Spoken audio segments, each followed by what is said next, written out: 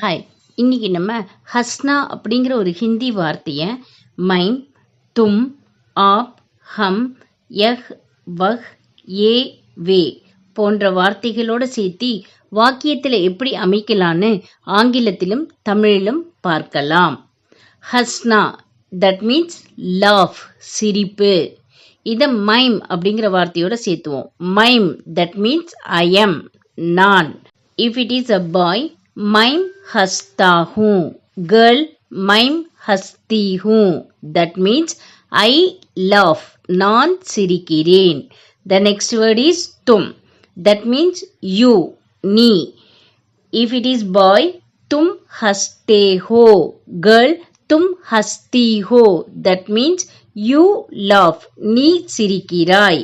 The next one is आप. That means you. We will use this while giving respect. நீங்கள்.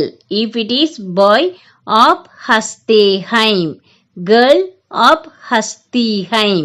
That means you laugh. நீங்கள் சிரிக்கிறீர்கள். The next one is हम. That means we, நாம். If it is boys, हम हंसते हैं. Girls, हम हंसती हैं.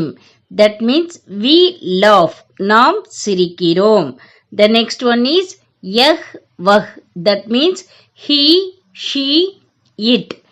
இவன், அவன், இவள், அவள், இது, அது. We will see the sentence. If it is boy, यह हंसता है. Girl, यह हंसती है. Boy, वह हंसता है. Girl, वह हंसती है. That means he laughs, she laughs, it laughs. இவன் சிரிக்கிறான், அவன் சிரிக்கிறான், இவள் சிரிக்கிறாள், அவள் சிரிக்கிறாள், இது சிரிக்கிறது, அது சிரிக்கிறது.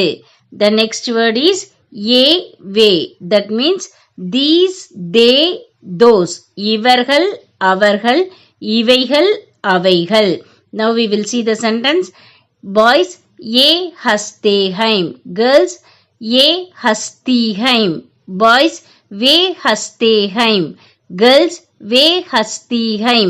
That means these laugh, they laugh, those laugh. இவர்கள் சிரிக்கிறார்கள், அவர்கள் சிரிக்கிறார்கள், இவைகள் சிரிக்கின்றன, அவைகள் சிரிக்கின்றன.